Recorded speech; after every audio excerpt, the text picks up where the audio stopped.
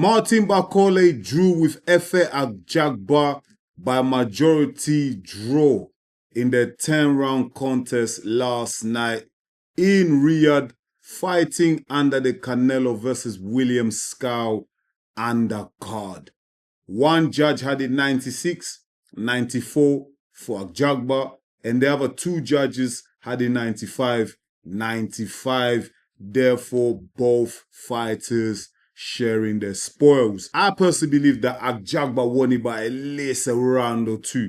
Do you know what I mean? Because he started the fastest, the quickest out of both fighters. He was popping the jab, moving around. He never allowed Bakole to set his feet and let his shots go. He was always working hard by moving around. And the jab was fantastic, man. Ajagba really impressed me with his jab to the body, jab to the head. He was doing all the right things. For the first 4 rounds, he was breezing, man. Do you know what I mean? Bakole just seemed like he didn't have enough in terms of like his legs to move around, to get across the ring quick enough and cut off the ring and get to Ajagba and let his shots go. For the first 3 or 4 rounds, he was really struggling with that. So if you've had Ajagba winning the fight, I agree with you. Do you know what I mean? I'm not gonna say like Ajagba didn't win. I feel like Ajagba won. But at the same time as well, if you feel like Bakole did enough in the later rounds to just nick a draw, I understand that as well. Do you know what I mean? Because in the later rounds when Ajagba was kind of letting Bakole get back into it, it did look like Martin Bakole was just starting to get to him. Do you know what I mean? So I can understand some rounds, how the judges scored it, and I can understand if you're at home as well, you feel like Martin Bakole just did enough to nick some of those rounds. So I can understand it, totally understand it. But listen, we're going to talk about the fight. We're going to get into it.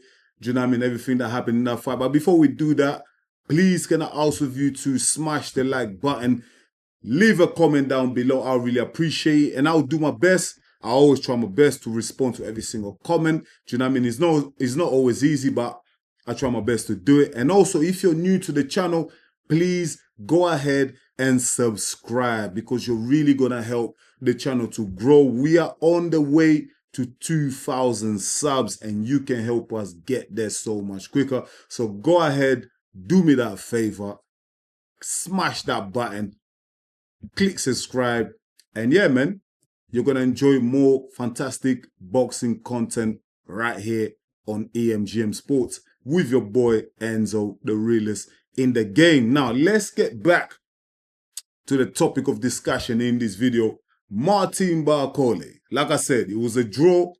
Him and Efe Ajagba, majority draw. Overall, I feel it was a decent fight. Do you know what I mean? I expected more fireworks. I expected Martin Bakole to really step on it and probably get Efe Ajagba out of there in the later rounds. But you know what? Shout out to Ajagba. Salute to Ajagba. Respect to Ajagba. He stuck to the game plan. Do you know what I mean? That's exactly how you fight Martin Bakole. Because Martin Bakole, we saw him against Joseph Parker when he came in with what? I don't know, 24 hours notice, 48 hours, whatever it is. He came in really late to try and salvage that card, yeah? And we saw what happened to him. Do you know what I mean? We saw what happened to him. He came in there overweight, out of shape, not conditioned. He weighed in what? 310 pounds, 315 pounds. Do you know what I mean? That's around about 140 kgs. That's crazy. That's way too heavy. And he wasn't conditioned because he wasn't in camp. He wasn't in training. He was in the Congo eating a lot of fufu, mate. Do you know what I mean? Because I know what he's eating because I'm from the Congo. I know exactly the dishes that he eats. So he was in no shape or form yet to go in that ring and fight an elite fighter like Joseph Parker. And we saw what happened. He got knocked out. So he was way too heavy. Now for this fight against Ajagba, he managed to drop 11 pounds, yeah? So he came in at 299 pounds, yeah? So he went from 310 to 299. So he worked a bit, he dropped a bit of weight, but I still feel like that wasn't enough because it's evident that during this fight, he couldn't close the distance enough, especially early on. Do you know what I mean? When Ajagba was fresh, do you know what I mean? When Ajagba still had his legs, Ajagba was moving around the ring, popping his jab to the head, jab to the body, letting off the right hand. And Martin Bakole just couldn't cope with it. Do you know what I mean? He couldn't close the distance. His range was all over the place. And that's because of the weight. That is because of the weight. Because the bigger you are, the slower you are to move across the ring. Do you know what I mean? The ability for Bakole to carve the ring like was non-existent, especially in the early rounds. Because Ajagba is not stupid. Ajagba's coaches are not stupid. They're not going to stand in the middle and trade with Martin Bakole. Martin Bakole is a dangerous fighter. There's a reason why he was the boogeyman of the heavyweight division. Do you know what I mean? There's a reason why. So why would Efe Ajagba stand right in the middle, in the center of the ring and trade? Now, I mean, that's a suicide mission. He will never do that. So Ajagba had the right game plan. He was moving around the ring, popping the jab, letting the right hand go, and this was getting to Martin Bakole. Martin Bakole was showing his frustration because he couldn't cover the distance quick enough. You're too heavy, my guy. Too big.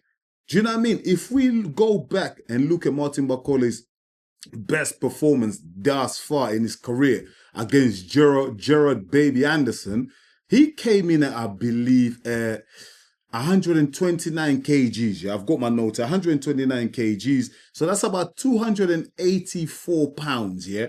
I feel like that is the perfect weight for Martin Bakole.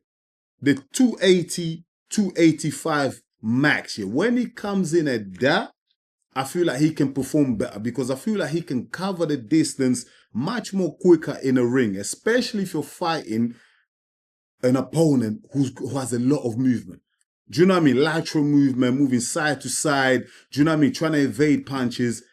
As the bigger guy, you need to cover the distance. You need to get in close and let your shots go. Because if you don't have the legs, if you're too big and you're not conditioned, it's just not going to happen. Do you know what I mean? And that's exactly what happened to Martin Bakole against Efe Ajagba. He was just too big. 299 pounds is too big. Like I said, he needs to drop another 16 pounds for Martin Bakole to really, really like perform to his highest ability. Do you know what I mean? Otherwise, I feel like he's gonna waste his talent. He's gonna waste his talent. And just an advice for Martin Bakole, from Congolese brother to Congolese brother. Do you know what I mean? He's my Congolese brother. I'm always gonna support Martin Bakole. But I feel like the way his weight just fluctuates, as we can see, 3 fights here. I've got my note here. 3 fights. Against Ajagba, 299 pounds. Against Parker, 310 pounds. Now, that's understandable against Parker because it was short notice. He was in the Congo. He was eating away. He wasn't training. So, slightly heavy. We understand. Against Gerard Anderson, 284 pounds. Yeah. Now, his weight is fluctuating. What he needs to do, yeah, Martin Bakole needs to lock in with a nutritionist. Do you know what I mean? He needs to lock in with a nutritionist that will set him a meal prep, like a meal plan, where he eats the same food, yeah, to maintain a certain physique, a certain weight. Do you know what I mean? Because he's exercising. I'm sure he's exercising, but the thing is, why is he eating? Why is he putting into his body? Do you know what I mean? That's the thing. I'm from the Congo, yeah, and I know the foods that we eat, yeah, the dishes that we have in our country, yeah, although delicious, I love it. I love to eat it. Do you know what I mean? But listen, it contains a lot of sugars. Do you know what I mean? A lot of salt and a lot of oils. That cannot be good for a boxer. Do you know what I mean? So wherever Martin Bakole lives, I'm sure he lives in Congo. I don't know if he lives in Scotland with Billy Nelson, but he needs to really lock in with a nutritionist who's gonna get him a meal plan. Do you know what I mean? And he has to follow that rigorously. Like, he needs to follow that religiously. Do you know what I mean? And stick to it. If he wants to perform at the highest level and at every fight always deliver his best performance, his diet has to change. Otherwise, he's always going to be struggling. Do you know what I mean? Someone like Efe Ajagba, yeah? No disrespect to Efe Ajagba. He's not a top 10 fighter. Efe Ajagba does not belong in a top 10. Not yet anyway. Do you know what I mean? What he did show me is he has very good, solid fundamentals. Yeah, he's got a great reach. Do you know what I mean? He's got a great height. He reminds me like a Wilder, like a slightly better version of Wilder in terms of his fundamentals. Wilder, we know the right hand he can crack and he can put anyone to sleep, especially in his prime. But Wilder never had the fundamentals. Ajagba's got the fundamentals there. It's good. They are solid. Still quite a few things to work on with his coaches to really take him into that next level. Something that will put him into that top 10 in the heavyweight division. But Martin Bakole, if he has ambitions of fighting the likes of Joseph Parker, fighting, you know what I mean, like Zhilei Zhang, or fighting all these other top 10 fighters, he has to improve on his diet and conditioning. Otherwise, you're just going to be stuck fighting these guys top 20, top 15, and you're not going to get nowhere. Because Martin Bakole is not like Martin Bakole is a superstar. Do you know what I mean? It's not like Martin Bakole sells loads of tickets, you know, sells loads of pay-per-view buys or anything like that. It doesn't. Do you know what I mean? So a lot of the fighters that are right at the top, they're not going to take the risk of fighting Martin Bakole because one, they're like, wow, that risk is a bit dangerous. And two, Martin Bakole doesn't really bring too much to the table.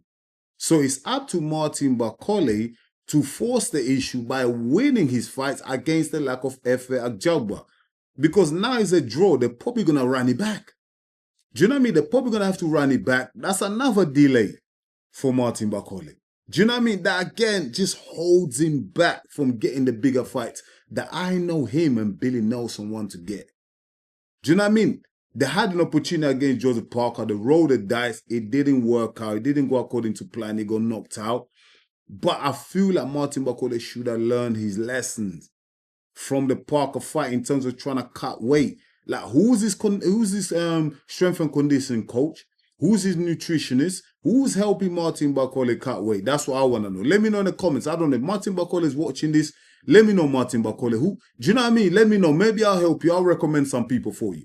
Do you know what I mean? Because I just feel like Martin Bakole can really perform to the highest level. He's dangerous for any heavyweight, you know what I mean, on the night. He's dangerous. But the thing is, without discipline, without that professionalism, he's not going to get to the very top of that mountain. That's me just being honest. That's his Congolese brother, Enzo, just being honest. Do you know what I mean? But anyways, talking about the fight with him, Efe Ajagba, it's not until the fourth round that Martin Bakole really got into his groove. He was able to cut off the ring. He was able to push Ajagba onto the ropes, and he started letting off them shots that we come to love from Martin Bakole. The uppercut, those little side hooks. Do you know what I mean? And Efe Ajagba looked like he was affected by it. But come the fifth round, I don't know what Billy Nelson said to him because I couldn't really hear it, I couldn't understand it. But Bakole came out and he's like he was taking a round off. He took the fifth round off. He wasn't throwing no shots. Again, Ajagba just picked up where he left off from, popping that jab to the head, popping the jab to the body, letting his right hand go, and he won that round. He won the fifth round. I don't understand. Martin Bakole had the initiative. He had the momentum in the fourth round. At the end of the fourth round, he had the momentum. He took the initiative. I was thinking, yo, now step on it. Go on then. Fifth round, go on then. Put it on him. Go on then. Ajagba is affected here. He's eating some big shots. Go on then. Go put him out. Go finish the job. Nah. Martin Bakole took the round off. I don't know if maybe he gassed that himself. Because sometimes fighters have a poker face, innit? We don't know whether he's feeling tired and he's really not conditioned. I'm going with the fact that he wasn't conditioned. That's why he took that fifth round off. Because he's thinking, yo, if I accelerate again, if I step on that pedal again, I'll have nothing left in the sixth, seventh, etc. That's why he took the round off to get a breather. Seventh round, similar thing. Do you know what I mean? But just to cut the long story short, yeah, I feel like in the later rounds, like 8, 9, and 10, Ajagba just let Bakole get back into it. I feel like if Ajagba stuck to the original game plan from what he had from round 1, he would have won the fight quite comfortably by just popping the jab. Do you know what I mean? By not engaging with Martin Bakole, keep the movement. The movement was beautiful. It was offsetting Martin Bakole. Martin Bakole couldn't set his feet to let his shot go. Do you know what I mean? So Ajagba has a lot to blame himself for, or his coaching team, because he threw the game plan out the window in the later rounds, man. And he let Martin Bakole back in it. Martin Bakole was popping him. Martin Bakole was pinning him to the ropes and letting shots go. And I feel like in the eye of the judges, Therefore, you know, Bakole is winning these rounds, man. Even though Ajagba was still doing this and he got like a breather in the 9th round and he came back, he really rallied back. But I feel like in the eye of the judges, like, yo, Bakole won that. Do you know what I mean? He won those later rounds and that's how we came to the draw.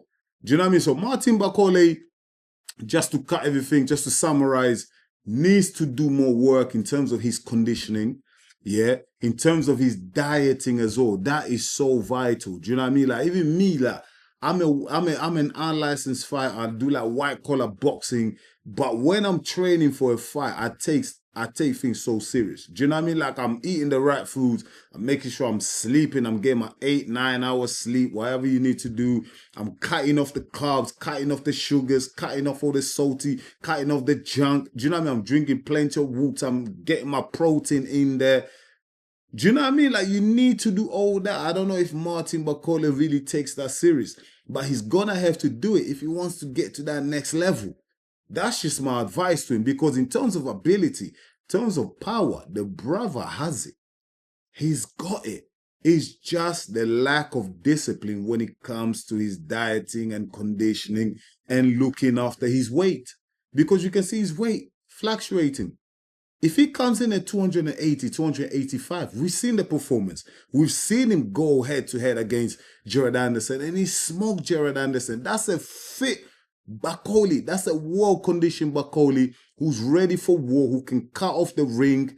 Do you know what I mean? He can close the distance much more quicker than he was able to do against Efe Ajagba and Joseph Parker. Do you know what I mean? So Martin Bakole, they're most likely going to rematch with Efe Ajagba. Do you know what I mean? Because that's the fight to make. That both guys can't really go anywhere. There's nowhere else to go. So they're going to have to fight each other, run it back. Do you know what I mean? One of them has to win if they want to move on. Do you know what I mean? And for Martin Bakole, I really hope he makes the necessary adjustments. I really hope he can lose another 15 to 16 pounds and drop to 285, 284 pounds. I feel like that's where he performs his best. Do you know what I mean? If he can do that, I can see him beating, you know, Efe Ajagba, no problem at all. But guys and girls, let me know in the comments what you thought of that fight between Martin Bakole and Efe Ajagba. Do you know what I mean? Did you feel like Ajagba did enough to win the fight? Or do you agree with the judges? It was a majority draw. Let me know in the comments. Apologies, the video had to be a little bit long today. I wanted to really have a one-to-one chat. You know what I mean? A sort of talk with my Congolese brother, Martin Bakole. But thank you so much, my people. I really appreciate you watching the video, especially if you watched it all the way to the end. Thank you so much for your support. Now, I want to leave it at that. I'll be back real soon with another one. Stay blessed, my people. Until then, peace.